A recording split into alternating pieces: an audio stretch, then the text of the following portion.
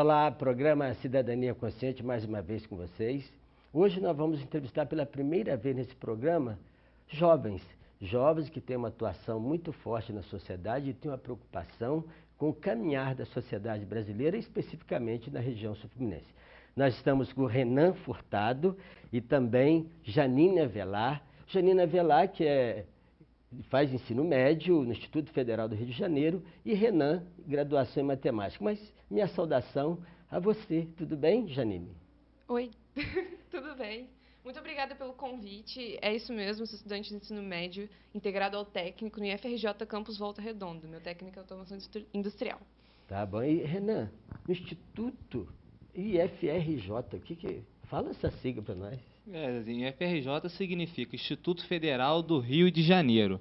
E este instituto ele tem vários cursos, né, ao qual eu faço licenciatura em matemática, eu faço a graduação. E lá também tem a graduação em física, licenciatura em física. Pois é.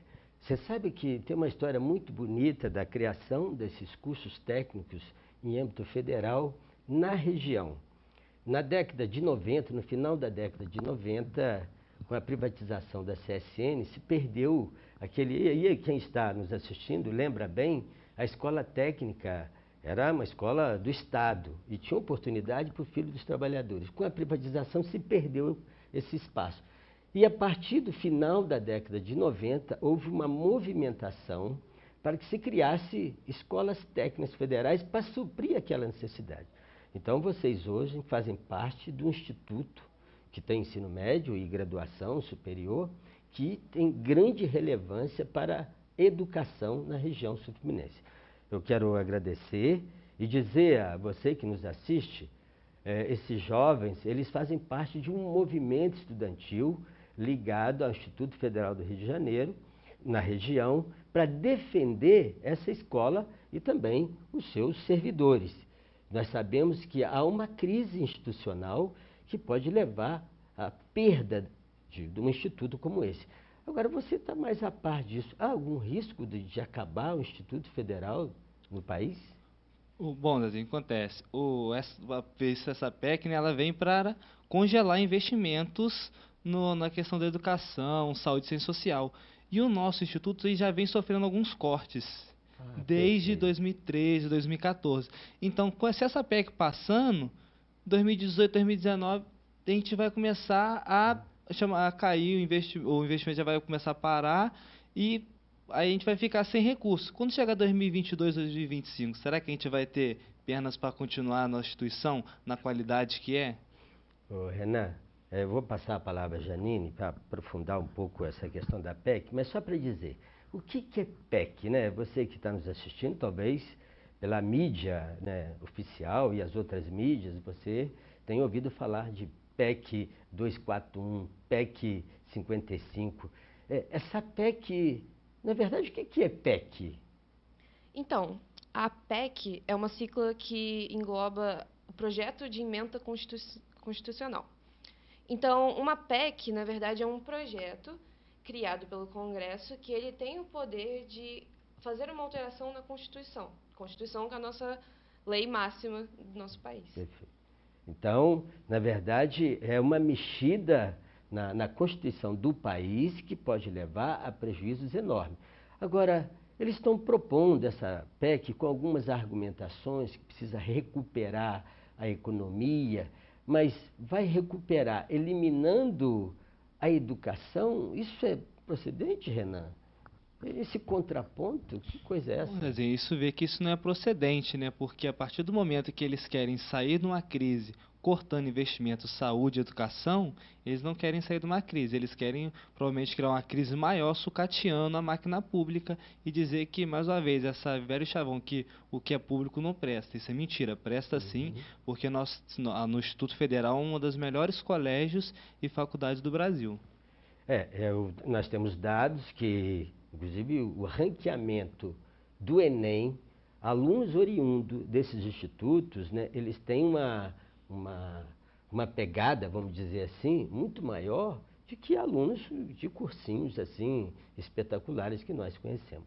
Então, na verdade, o Instituto Federal é uma instituição de força, de qualidade, mas parece que tem um problema sendo enfrentado pelos servidores nesse momento, no sentido de há uma paralisação, e, sobretudo em Volta Redonda, dos servidores do Instituto Federal. Sobre essa paralisação, como é que essa ligação dos estudantes e os servidores, professores, trabalhadores, como é que está isso, na dimensão da solidariedade? A greve, o Instituto Federal está em greve, deflagrada desde o dia 28, porque tem alguns campos, não sei se você sabe, são 3 institutos federais no estado do Rio de Janeiro.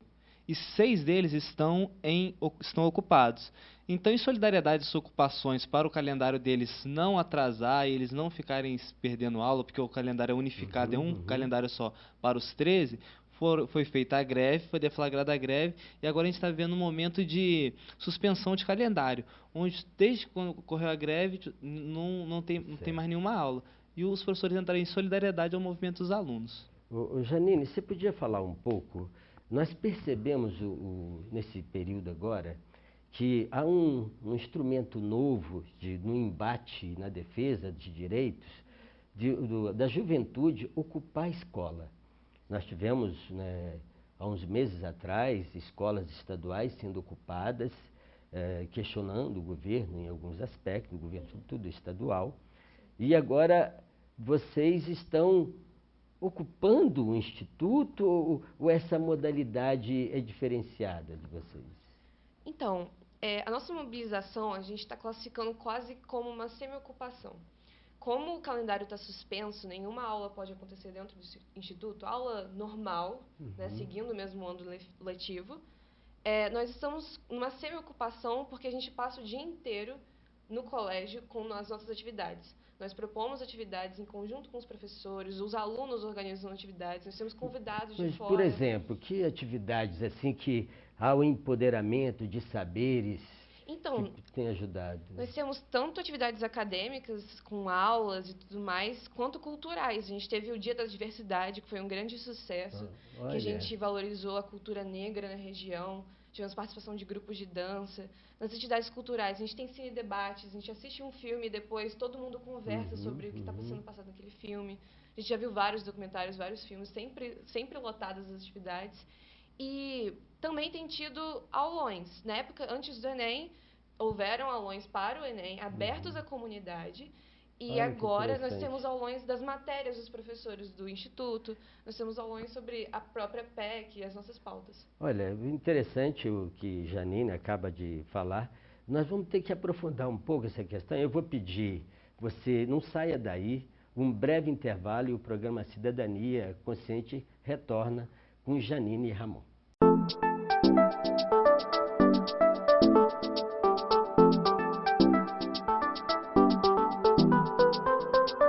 A Associação dos Aposentados e Pensionistas de Volta Redonda oferece a você e toda a sua família os melhores serviços na área de saúde. A AAPVR conta com especialidades médicas nos centros de saúde de Volta Redonda e Barra do Piraí, onde você, associado, além de não pagar pelas consultas, ainda recebe descontos em diversos tipos de exames. E mais, você não precisa ser aposentado ou pensionista para garantir esses benefícios. Seja um associado contribuinte. Saiba mais em aapvr.org.br. Associação dos Aposentados e Pensionistas de Volta Redonda. Administração Ubirajara Vaz. Eu sou do sul do Brasil, mas o Unifor fez com que aqui fosse o meu lar. Foi a melhor escolha que eu já tomei na minha vida. Hoje eu sou muito realizada. A cada dia fazendo o que eu amo, eu tenho mais certeza de que esse é o caminho certo. Vale a pena quando eu penso em fazer uma formação com segurança, uma formação realmente que vai me ajudar na residência depois e como médica. Processo Seletivo Medicina 2017. 100% das vagas pelo Enem. Acesse unifoa.edu.br/medicina. Vitor Contabilidade. Profissionalismo e dedicação a serviço de Volta Redonda e há 42 anos cuidando da sua empresa. Legalização, serviços contábeis, fiscais e tributários. A Vitor Contabilidade é mais do que uma empresa de contabilidade. É um parceiro. Confiança, precisão e eficiência garantem a soma de lucros e multiplicam os resultados. Vitor Contabilidade, presente há 42 anos em Volta Redonda, oferecendo soluções para a sua empresa. Rua Luiz Alves Pereira, 151, Aterrado. Telefone 3347-1335.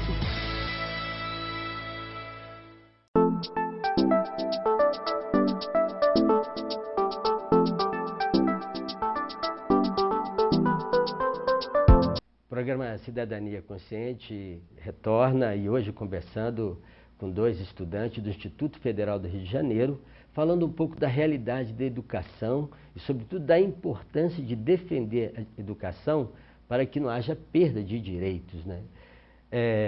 Você que nos assiste percebeu no primeiro bloco que eles estão bem atentos a toda essa realidade, mas não foge dos conhecimentos. É importante, você graduando em matemática, você está fazendo concomitante o ensino médio em um curso técnico, né? Quer dizer, o saber é importante. Você falava dessa semi-ocupação, onde há um envolvimento dos professores com os alunos, e a gente sabe que a sociedade é democrática, né? A gente sabe que tem pessoas que questionam algumas coisas com todo direito. Vocês têm tido dificuldade com alunos que queiram aula tradicional em vez de debate? Então, desde o início do movimento, nós organizamos assembleias gerais no campus, assembleias de alunos, só com participação de alunos mesmo, com um diálogo direto entre nós, estudantes que estamos mais ativos no movimento. Em torno de quantos alunos?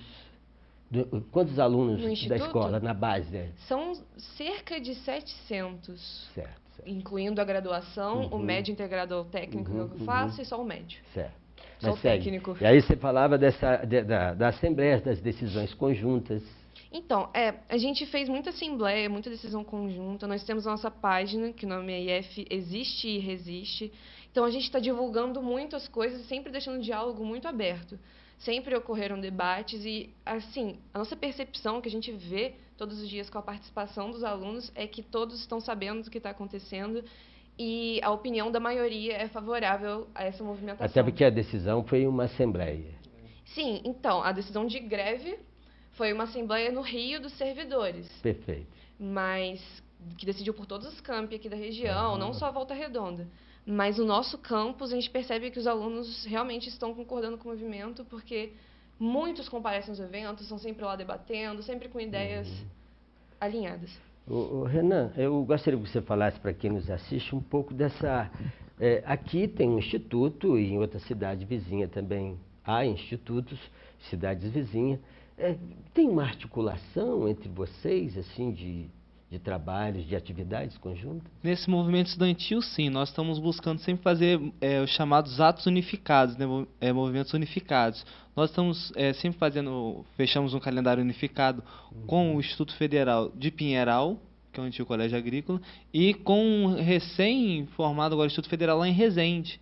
Então, nós já fizemos vários atos unificados. Nós fomos em Resende, fizemos atos em Resende, fizemos atos em Pinheiral. E todos os nossos atos que nós fazemos aqui em Volta Redonda, eles vêm também. Então, nós fizemos esse calendário unificado, unificando os 3 campi. Então, nessas atividades, aí eu gostaria que vocês falassem de uma coisa, você que nos assiste, eles tiveram uma atividade que ela tem um lado extremamente humano e solidário. E eu gostaria que vocês falem. O que vocês arrumaram ontem que mexeu com a consciência de tanta gente? Sim, Zezinho. Ontem nós fomos no Hemolúcleo de Volta Redonda, no Hospital São João Batista, onde nós conseguimos levar volta de 39 pessoas para fazer a doação de sangue. Como nós levamos nosso tema, né? Dou meu sangue pela educação. E a Janine também podia estar completando aqui. Então, esse foi mais um dos nossos atos solidários. Nós dois aqui doamos ontem nosso sangue para essa campanha. Vocês já tinham feito isso? Não, primeira vez. Minha primeira vez. Já que não teve alguém que desmaiou lá, não? Não. Deu tudo certo. Deu tudo certo. Esse foi mais um dos nossos atos solidários.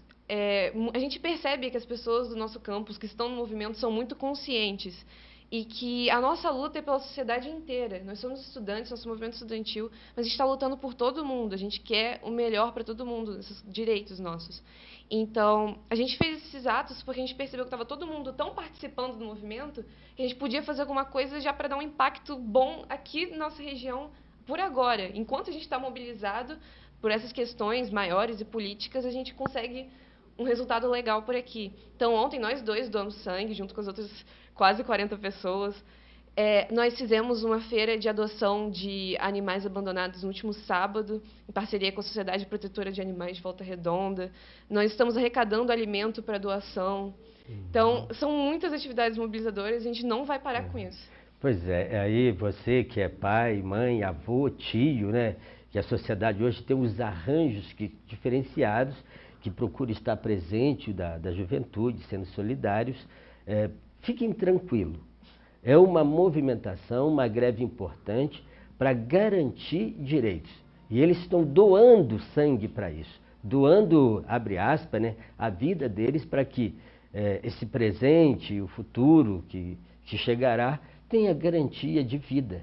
Porque a PEC ataca a saúde? Ela ataca sim, porque quando você vai ler o documento da PEC, está escrito lá que vai congelar investimentos nos gastos primários. E os gastos primários é a saúde. Então, se hoje a gente acha que a saúde não está muito boa, o SUS não está muito bom, tá ruim, vai sucatear muito mais.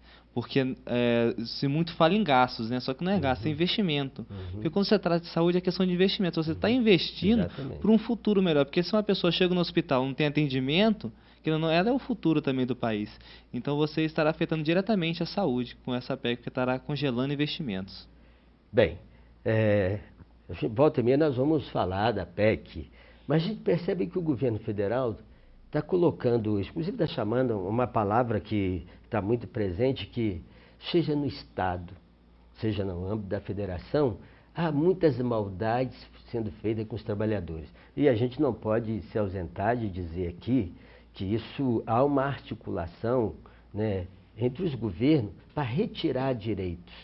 Né? Um exemplo, vocês sabem bem, da questão do Estado, né, sobretudo dos servidores inativos.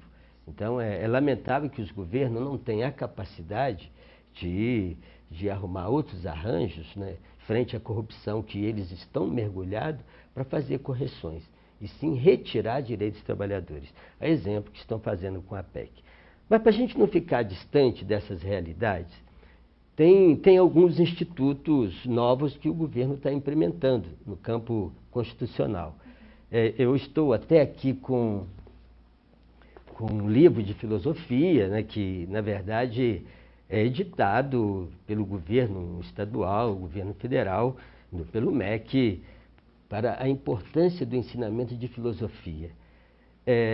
Nós não vamos falar agora, não. No próximo bloco, nós vamos falar um pouquinho, e eu quero saber de vocês, o que vocês pensam da chamada escola sem partido, que vai abolir ensinamentos oficiais como sociologia e também filosofia, né? Tá bom? A gente pode falar. Bem, daqui a pouco nós voltamos para a gente, no último bloco, falar sobre escola sem partido.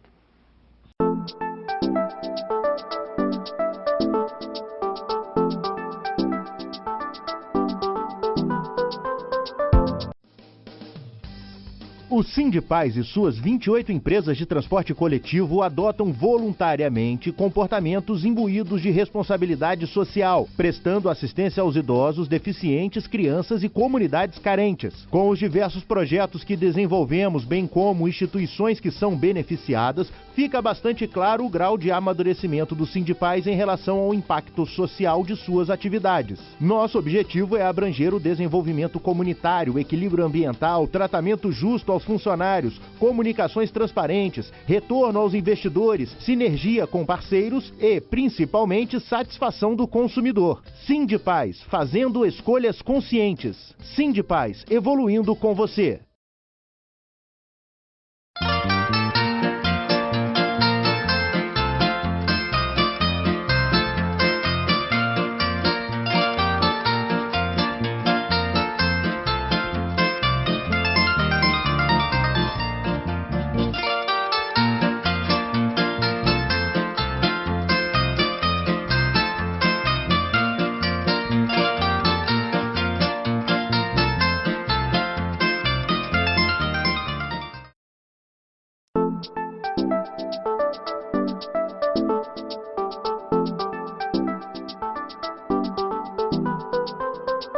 programa Cidadania Consciente retorna no último bloco para a gente fechar a nossa conversa sobre educação. Educação que se constrói, uma educação que deve ser crítica.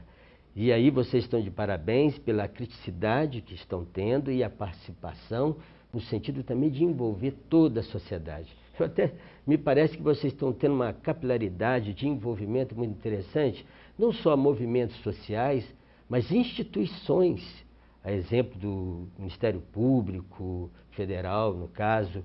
Eu já percebi que o Conselho de Pastores também tem interesse de fazer uma visita à escola de vocês.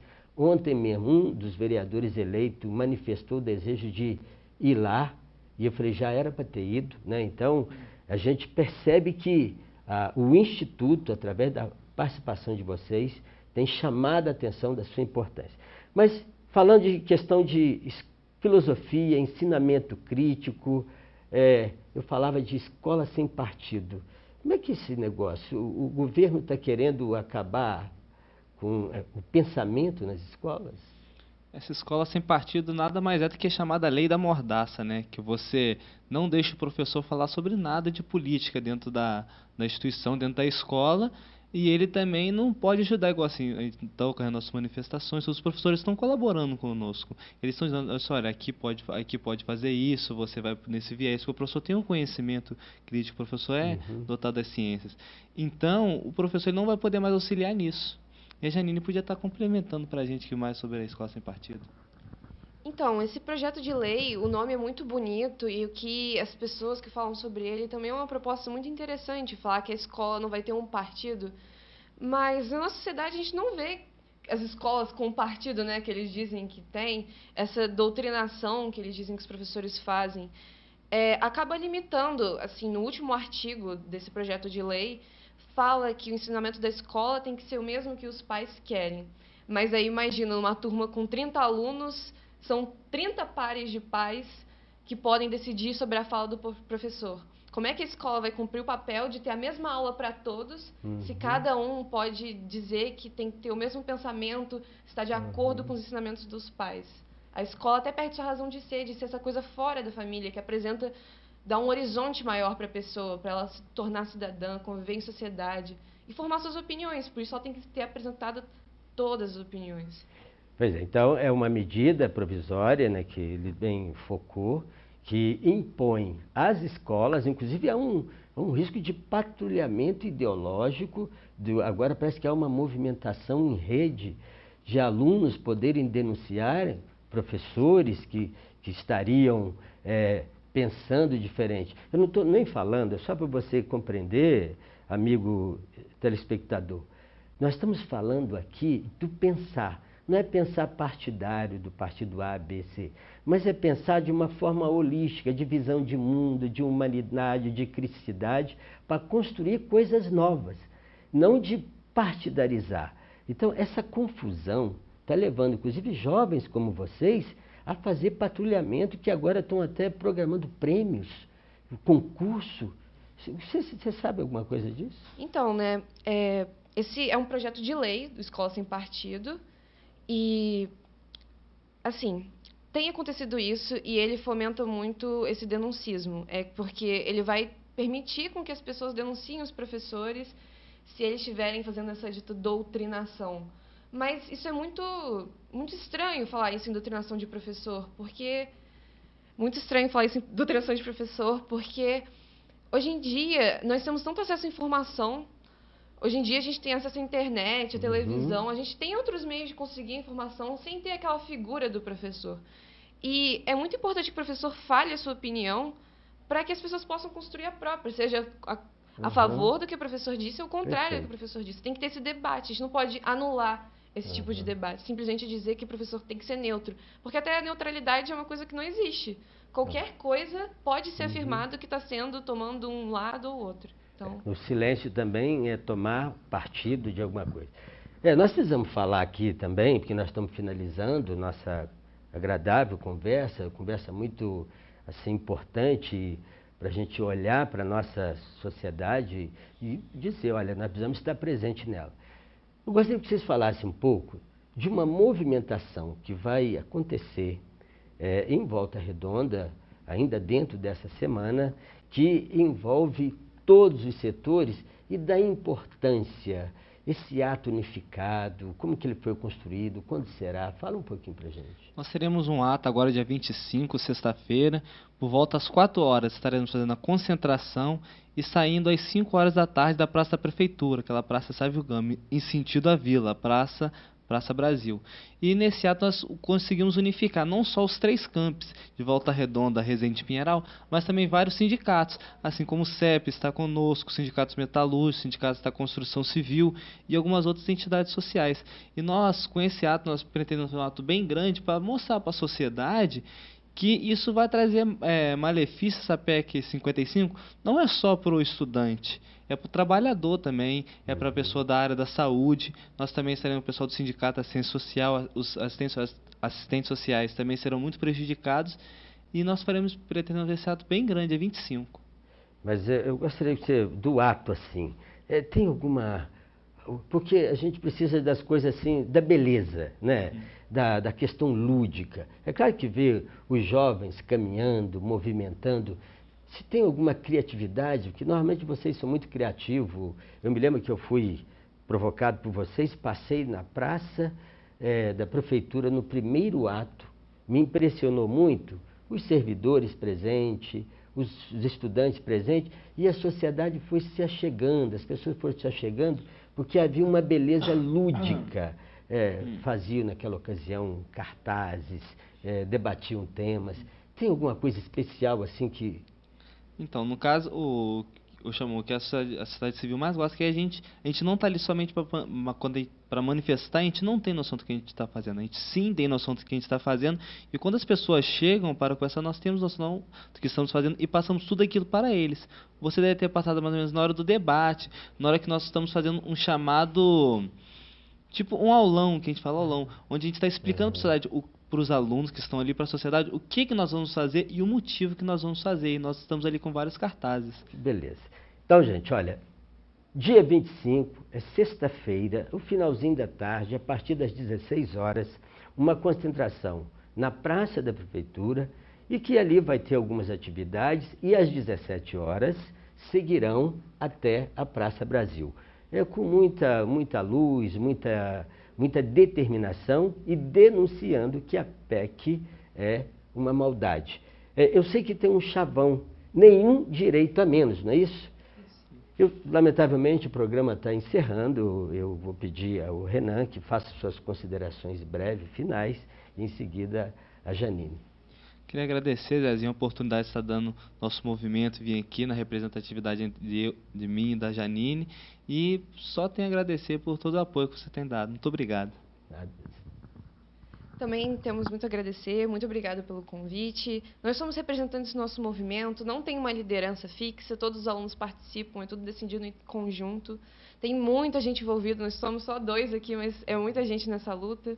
E a luta do nosso movimento estudantil é contra a PEC 55, que é a PEC do teto, o MP do ensino médio, medida provisória da reforma do ensino médio, e o projeto de lei Escola Sem Partido. Nesse ato, a concentração, não esqueça, na Praça da Prefeitura, 4 horas, nessa sexta-feira, dia 25, todos estão convidados. A gente tem que entender que essa medida vai afetar todos nós, sim, e vai afetar as classes mais baixas da sociedade, sim.